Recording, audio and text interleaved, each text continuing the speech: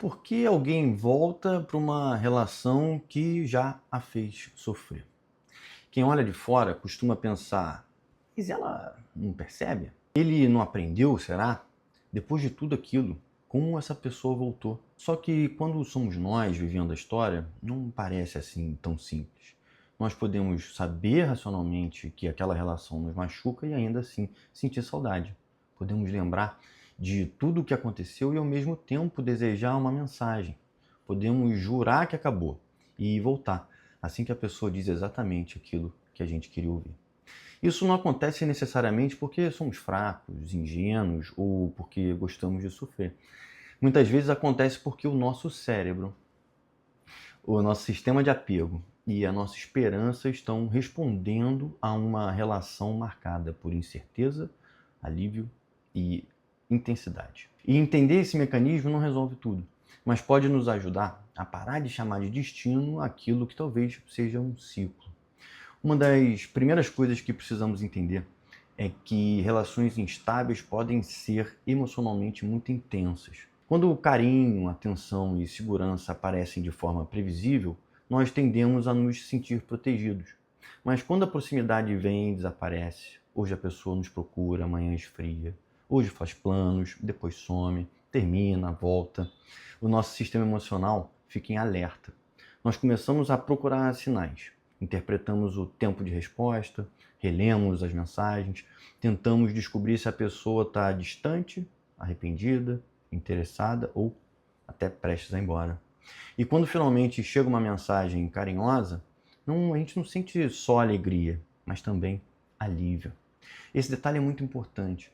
Às vezes confundimos o alívio da angústia com a força do amor. Quanto maior a tensão, mais poderosa pode parecer a reconciliação. O reencontro não apaga o sofrimento anterior, mas interrompe aquele sofrimento por alguns momentos. E essa interrupção pode ser vivida como uma prova de que a conexão ainda é muito forte. Só que intensidade não é a mesma coisa que intimidade. Ansiedade não é profundidade. E sentir muito não significa necessariamente estar vivendo algo bom. Existe também o que chamamos de reforço intermitente. É quando uma recompensa não aparece sempre, nem de maneira previsível, justamente por não sabermos quando ela virá. E a gente, com isso, fica exposto e preso a essa expectativa. É parecido com o que acontece em alguns jogos de azar. Não é ganhar todas as vezes que mantém a pessoa jogando. É a possibilidade de que a próxima tentativa seja a premiada. Nas relações, isso pode aparecer assim. Talvez agora ele tenha entendido. Dessa vez, ela parece diferente. Se eu explicar de outro jeito, talvez funcione. E perceba, nós não ficamos ligados apenas à pessoa que ela é hoje. Podemos ficar ligados à pessoa que ela foi lá no início.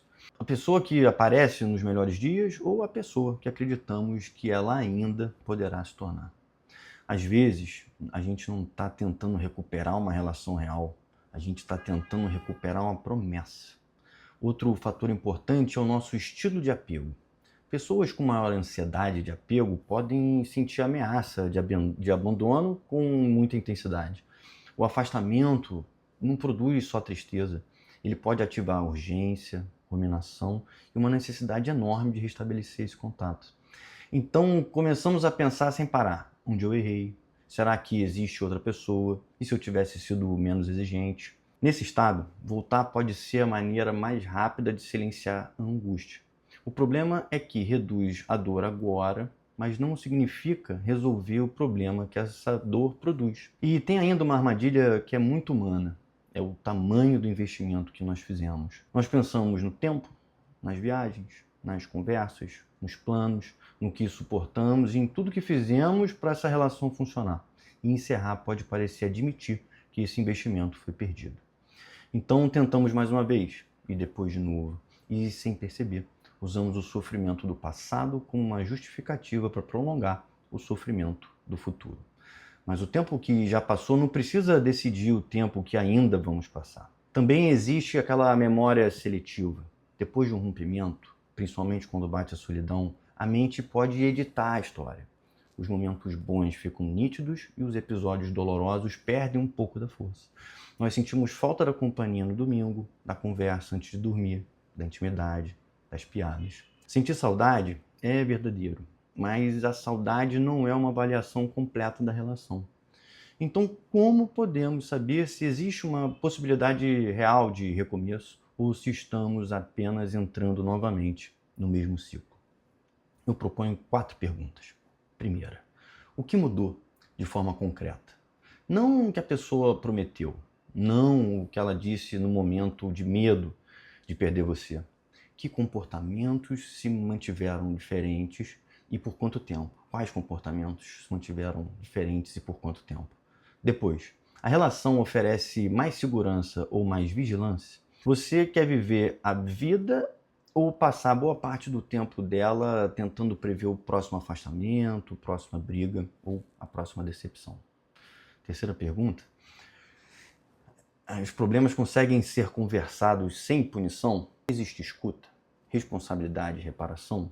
Ou toda a conversa termina em silêncio, ameaça de término, inversão da culpa? E a quarta pergunta: você quer uma relação que existe ou uma relação que você imagina que possa existir? Essa talvez seja a pergunta mais difícil, porque abrir mão de uma pessoa dói, mas abrir mão de uma possibilidade imaginada também dói. E às vezes é justamente essa possibilidade que nos mantém ali presos. É importante dizer, nem toda relação que termina e volta está condenada. Pessoas podem amadurecer, buscar tratamento, aprender a se comunicar e reconstruir a confiança.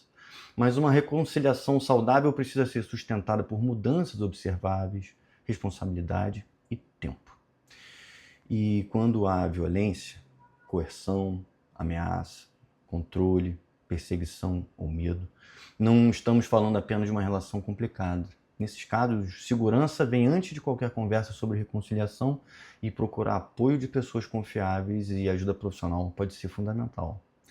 Talvez a pergunta não seja somente por que eu ainda amo essa pessoa. Talvez precisemos perguntar como eu me sinto quando eu estou nessa relação, quem eu me torno dentro dela, o que os fatos têm mostrado para além dos momentos de alívio. A gente não pode amar alguém e ainda assim reconhecer que aquela relação nos faz bem. Não nos faz bem, perdão. Podemos sentir saudade e não voltar. Podemos desejar que uma pessoa mude e ao mesmo tempo parar de entregar a nossa vida à espera dessa mudança.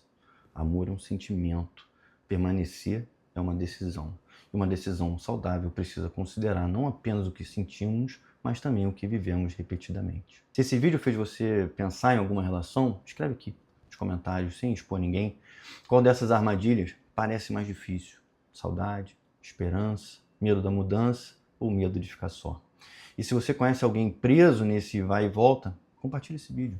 Às vezes uma pessoa não precisa ouvir você tem que sair dessa relação. Ela talvez precise primeiro entender por que sair dela é tão difícil. Maravilha?